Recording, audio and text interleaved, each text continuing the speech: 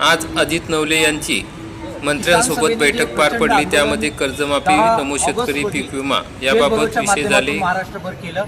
त्या पार्श्वभूमीवर आज पुणे कलेक्टर कार्यालयावर एक व्यापक बैठक पार पडली, ज्याच्यामध्ये कृषी मंत्री दत्तात्रय भरणे साहेब, महसूल मंत्री बावनकुळे साहेब आणि सहकार मंत्री बाबासाहेब पाटील हे हजर होते।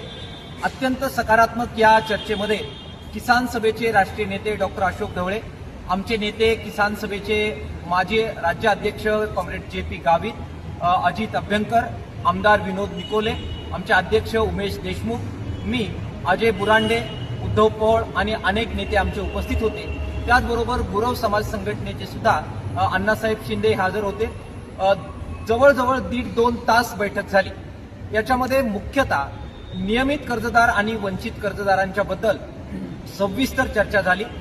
अनेक टेक्निकल मुद्दे या बैठकीमध्ये मार्गी काढण्यात आलेले आहेत। विशेषतः कर्ज पुनर्गठन केलेल्या शेतकऱ्यांना न्याय देणं, 2009, 2014, 2017, 2019 या सगळ्या कर्जमाफ्यांमधून जे शेतकरी वंचित राहिले, या सगळ्यांना न्याय देण्याबाबतचे शासनादेश काढण्याचा निर्णय आजच्या बैठकीमध्ये झालेला आहे, जो अत्यंत महत्त्वपूर्ण निर्णय आहे। मयत शेतकऱ्यांचे ॲग्रिस्टॅक निघत नाहीयेत, हाताचे ठसे उमटत नाही, म्हणून ॲग्रिस्टॅकचे प्रॉब्लेम्स आहेत, त्यांना सुद्धा कर्जमाफीतून वंचित ठेवलं जाणार नाही, याच्याबद्दलचा अत्यंत मोठा निर्णय यावेळी झालेला आहे। जे पुनर्गठित केलेले शेतकरी आहेत त्या कर्जदारांना सुद्धा कर्जमाफीचा न्याय देण्याचा निर्णय या बैठकीमध्ये झालेला आहे। नियमित कर्जदारांना केवळ 50,000 रुपये दिले, त्यांना किमान 2 लाखापर्यंतची कर्जमाफी दिली पाहिजे, याच्याबद्दल प्रचंड घमासान चर्चा या बैठकीमध्ये झाली। बावनकुळे साहेब आणि कृषी मंत्री दत्तात्रय भरणे या दोनही मंत्री महोदयाने याबद्दल आम्हाला आश्वस्त केलेलं आहे की नक्कीच याच्याबद्दल सकारात्मक निर्णय राज्य सरकार घेईल। माननीय मुख्यमंत्र्यांबरोबर ते तातडीनं भेटत आहेत। त्या व्यतिरिक्त जी कर्जमाफीच्या बद्दलची समिती गठीत करण्यात आलेली आहे, तिची बैठक पुढच्या आठवड्याच्या आत घेऊन या नियमित कर्जदारांना न्याय देण्याच्या बद्दल सरकार सकारात्मक निर्णय करेल, अशा प्रकारचं आश्वासन त्यांनी आम्हाला दिलेलं आहे। आम्ही त्याच्याबद्दल विनंती त्यांना केलेली आहे की 10 तारखेच्या आंदोलनानंतर परत एकदा आंदोलनाचा आणि दत्तात्रय भरणे साहेब यांच्या मतदारसंघामध्ये सत्याग्रहाचा निर्णय आम्ही घेतलेला होता।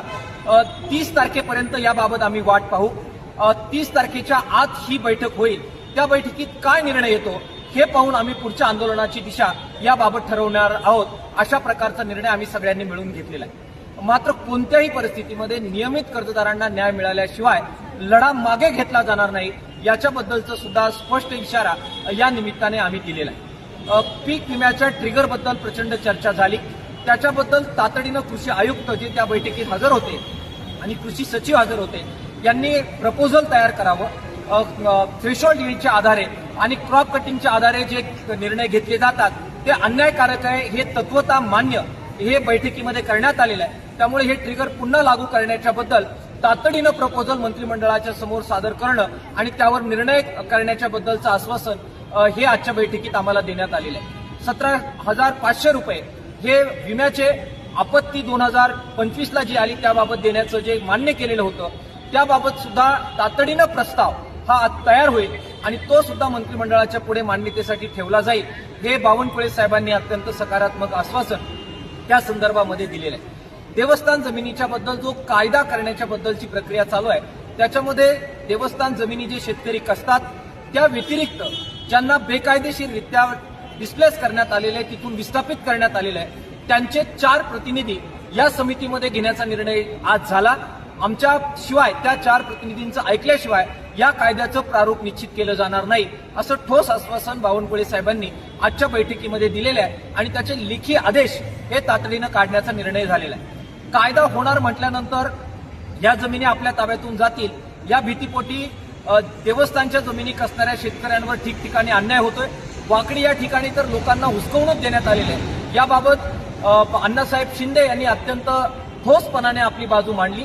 आम्ही सर्वांनी सुद्धा त्याच्यामध्ये भागीदारी केली आणि तातडीनं याबाबत मंत्रालयात बैठक घेऊन वाकडी आणि इतर कोणत्याही ठिकाणी अशा प्रकारे देवस्थानच्या शेतकऱ्यांना जर हुसकावून काढलं जात असेल तर ते थांबवलं जाईल आणि संबंधित अधिकाऱ्यांवर, विशेषतः नगर जिल्ह्यातले काही अधिकारी जे अशा प्रकारे अन्यायाची बाजू घेत आहेत, त्यांच्या बाबतीमध्ये मंत्रालयात बैठक घेण्याचं आश्वासन देण्यात आलेलं आहे। वर्कस जमिनी ज्या ठाणे पालघर जिल्ह्यामध्ये मोठ्या प्रमाणात आहेत, डॉक्टर अशोक ढवळे आणि आमचे नेते आमदार विनोद निकोले, किरण गेहला यांनी अत्यंत त्याच्या बाबतीमधली बाजू मांडली आणि ह्या नवाच प्रकार आमच्या लक्षात आणून दिल्याबद्दल माननीय महसूल मंत्र्यांनी आमच्या ह्या नेत्यांचं अभिनंदन केलं आणि याबाबत कायदा करून ज्या गोदावरी परुळेकर, शामराव परुळेकर यांच्या काळापासूनचा जो प्रश्न पेंडिंग आहे तो प्रश्न निकाली काढण्यासाठीचा कायदा केला जाईल आणि त्याच्याबाबतची संबंध प्रक्रिया पुढच्या काळामध्ये तातडीनं केली जाईल हे आश्वासन आज मिळालेलं आहे. हा मोठा विजय या संदर्भामध्ये झालेला आहे. त्या व्यतिरिक्त सायपनचं जे कर्ज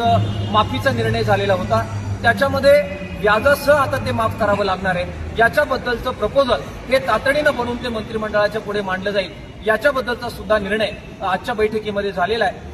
खूप सकारात्मक चर्चा जरी झालेली असली त्या पातळीवर गायरान जमिनीच्या बाबत कोर्टामध्ये जावं लागणार आहे कारण याच्याबद्दलचा एक सर्वोच्च न्यायालयाचा निर्णय त्या आडा येतोय आणि म्हणून या बैठकीमध्ये एक महत्वाचा निर्णय गायरानाच्या बद्दल झाला ज्याच्यामध्ये कोर्टात जाण्याबद्दलची पूर्ण यंत्रणा ही राज्य सरकार करेल.